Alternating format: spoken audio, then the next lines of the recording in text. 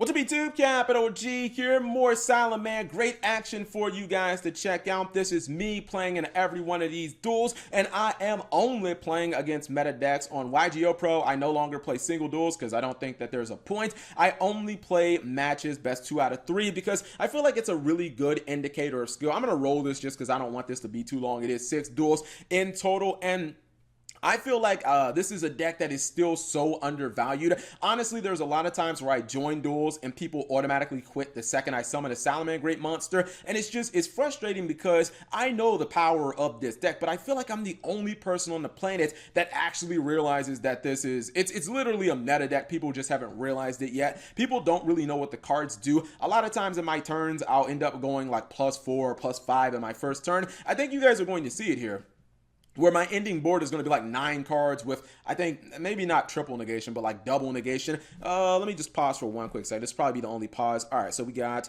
4 in the back row, 4 monsters +1. Yeah, that's 9 cards. That's a +4 turn 1 through an impermanence. It's really pretty easy to do these type of plays. And what I like about Salamangreats is the same thing that I liked about Ultrageists. And it's the reason why I know I'm right about this deck. Even though there will be people who say this deck is bad, UVTubers will probably jump on the bandwagon in February. They'll be like, this is how to play Salamangreats. I want you guys to tell them Cap told us back in freaking November that this deck was going to be meta. The reason that I know this deck is good is because when I look at an archetype, a lot of times I try to, especially the anime archetypes, all you have to do is look at the cards in the deck in a vacuum, right? And identify how many powerful cards do you have. Even when I looked at Goki, and I made my predictions, although those were super wrong, where I said Goki will be a skill drain beatdown deck. I did say at that time that no Yu-Gi-Oh deck ever had been like completely floating from field to graveyard and ended up sucking. I was like, every deck that Konami has built like this has ended up winning a YCS. So, you know, Goki eventually. But I compared this deck basically to Ultrageists. This is one of the reasons why I knew Ultrageists were going to be strong, is I looked at a lot of their cards and I was like, well, Miluseek's amazing and Mary's amazing, and you know, Sequidius, people say that that's Kieran. I was like, dude, all of these cards are good. This deck is just missing one piece, and I basically kind of used the same logic to Salamangreats. Once I bait out his protocol at this point, I think I'm pretty much just going to win the duel. I think I'm going to bait it with Foxy. If he doesn't use the protocol on Foxy, then I'll just pop it. But since he did, unfortunately, I have Castel on the field. I have been trolling with Castel. The MX Saber Invoker, the Exceed, it locks you into the fire attribute. And sometimes I forget about that. So it is easy to misplay with this deck because a lot of your turns, you'll be locked into the fire attribute. So you can't go into a lot of the best extra deck monsters. But if you look at this archetype and you look at some of the cards it has an MX Saber Invoker. Well, that's a card that's banned, well, everywhere in Yu-Gi-Oh! It has a Rhoda, that's a card that's limited. It has an Infernity Barrier that resets itself, that's another limited card. And it has an Armageddon Knight, that's another limited card. And it's like, you can't have that many good cards and just be a terrible deck. I don't believe that logic. Now, maybe there have been some examples of decks that just have insanely good cards. Don't say extra deck cards, don't be like, what about Ice Barriers? You know, I'm like, no. I'm talking about like fundamental pieces of your archetype. Not like just extra deck cards. Like, nah, Ice Barriers were trash because all the extra deck monsters were broken, but then all the main deck monsters were terrible. Very similar to like Rockets, but I really believe that this deck is incredibly good. I think we baited out his disruption. A lot of times once you get Gazelle, it's the catalyst for your play, and it will basically let your opponent, or it'll let you basically pop off. I baited out his Hextia Negate, knowing that the Falco is just going to reset my Will of the Salamangreats. Will of the Salamangreats is like the pseudo Monster Reborn in this deck, and I did use the bounce from Stallion as well. Stallion is just an insane card in this archetype. I do the same misplay, by the way. I'm locked into the fire attribute, and for the second time in a row, I end up summoning Castel and realizing that I can't fucking use it. We're going to Heat Leo back his Waking the Dragons. That card's not good against Salamangreats because Salamangreat really doesn't use that much back row destruction. There's no MST or anything like that. I mean, there's Roar, but usually you go after monsters in that matchup. We're going to spin back his Sequidius, and the game is over. That's a 2-0. Next duel is against the freaking Sky Strikers. These are all best out of 3s because, again, I don't see a point of honestly playing singles. It's not a good indicator of skill because if you go first in a single, you might just win because you went first. But in a 2 out of 3, you know what I mean? Like, yeah, going first, it works, but there's the side decks and stuff like that. So going into the Sky Striker matchup, I had played it when I first kind of started playing Salamangreat. I honestly was like, man, I just can't beat this deck. Like, it's just too fucking good. But then I realized, like, I started actually going in with a strategy, and my strategy in this matchup was to make sure, like, to limit Kagari as much as possible, right? To limit Kagari. I think one of the scariest cards is really Widow Anchor and probably Multi-Roll. Like, those are the only cards that just put the fear of God in me. But everything else, I was like, I think I can just win if I control Kagari and nothing else. So I'm going to use Breakthrough Skill on Kagari. The way that I looked at this duel, you can get any other card you want off, but you're not going to fucking get Kagari off. Like, he takes my monster. At this point, I don't care, because if he would have went, like, he can go into Nightmare Phoenix, but you don't have a card in hand. I have my Monster Reborn, so I'm like, I don't care what you do. Unfortunately, I drew another Monster Reborn, and his Topologic Bomber Dragon wouldn't be a problem, but he did top deck a monster, well, a token to use it with, so I can't use my Phalanx Protection, otherwise I'll attack over it. But we top deck our Armageddon Knight. It's GG no Re at this point, because all we have to do is go into Stallion, we can bounce his Topologic Bomber Dragon, and at this point, we'll just outgrind him. Now, I want people to understand, this is turn 3 against Sky Strikers, best deck in the meta, and I think we're going to be +8 on this guy very soon. I'm going to consolidate a lot of my resources, but what's that? That's 7 on the field, so Phalanx is going to start. That's +8. We're +8 against Sky Strikers 3 turns into the duel. I consolidate the advantage just so I can get my Infernity Barrier, just because I personally don't like to leave anything to chance, and maybe I should have gained some life points there, because the field spell does let you gain life points by reducing one of your link monsters to 0. Sometimes you get low. I get a little paranoid.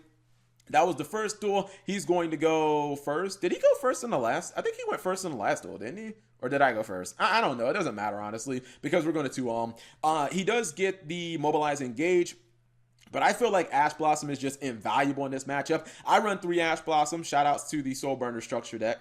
Hopefully Ash is in there. When I Ash Blossom his freaking Shared Ride, that was huge, because this deck doesn't necessarily search a ton, but it does add a lot of cards to the hand. A lot of times it's from the graveyard. He was trolling there. I don't know why he put Ash Blossom on the field, because all I'm going to do is just bounce it back to my hand. So have fun with that.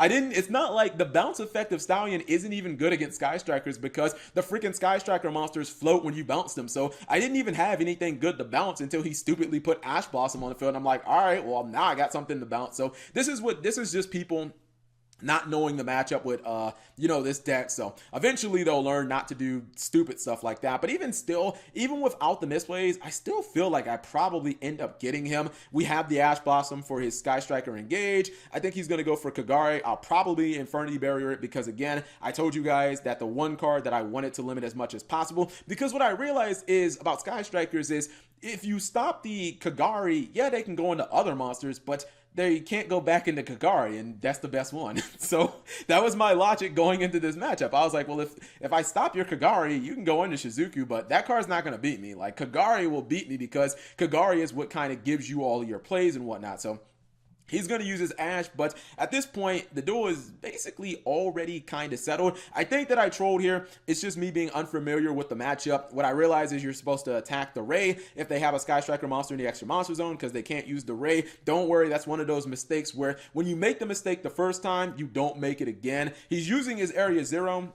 But since he has a monster in the main monster zone, I honestly just don't care. I probably have an Infernity Barrier set, and I got a Breakthrough skill set. So as long as I have good defensive cards, I feel like he can't beat me. I give him another copy of Ray, but it doesn't matter, because I'm like, oh yeah, I can just kill the Rays and they won't float. And eventually I end up killing that. I think he plays Eagle Booster, but I remember Marcelo Barberi saying that was the worst Sky Striker card on the YCS Milan stream. So this is basically the end of this duel. And again, this is a 2-0 over Sky Striker, so I think it's pretty good. And then we got one last duel. My time's probably going kind of far up. Just 9 minutes. I think we're okay. This duel looks like we're going first. Now, I don't have any defensive cards. The thing about Salamangreats is if you don't have any defensive cards in your opening hand, you need to basically make them. And the way that you make them is with Gazelle. This card right here, you send them to the graveyard and then you revive them from the graveyard. That's the reason why I run so many defensive cards in this deck. You guys will look at the deck and be like, damn, Cap, why you run so many traps? It's because even though you can put a lot of monsters on board, your monsters aren't particularly super strong. And more importantly, you want your monsters to just survive one turn, because if you do, this guy's going to summon a monster from deck. This guy's going to get probably a +2 from cards from the graveyard during my next turn. So your main course of action is just to make sure the monsters survive. He ends up attacking into a raccoon-powered Jaguar, which raccoon just puts itself back in my hand because I destroyed a monster by battle. That was a little silly of him. If he knew what my cards did, he probably wouldn't have done that, but I digress. He ends up trying to pop my Stallion with Afterburner. We use Valix from the graveyard, so that's basically what you want to do. He goes into Phoenix, popping my Monster Reborn. Problem is, I can just send Falco to the graveyard off Gazelle and then just set the Monster Reborn again, so he basically accomplished nothing. Kev G, he's got 5 back row. You can't possibly get through 5 back row, you noob. GG, no re. I'm experimenting with evac device.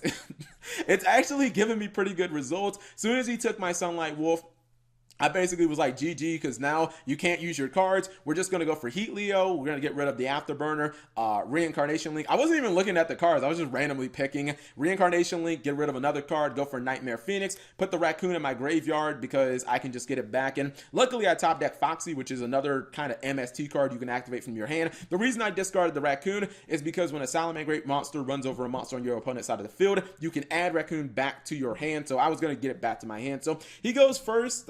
Pretty sure he went first, and we smashed him. And then game 2, the reason that I think like this matchup is not hard is because what I've noticed is a lot of Sky Striker players, they eventually get cards that are kind of dead against you, right? They'll get these Twin Twister type cards and these Called by the Graves, and these cards they're not really good against this matchup. And the thing about it is, because I run so many defensive cards like Impermanence, a Breakthrough Skill, and Lost Win, they're always going to be good, because if every one of those cards can stop Kagari, then I feel like the Sky Striker player can't win. He does use his DD Crow gun card to basically banish my I'm a Yugi tuber. I should be better than saying DD Crow gun card, right? Don't even matter. We're going to add Ash Blossom to my hand.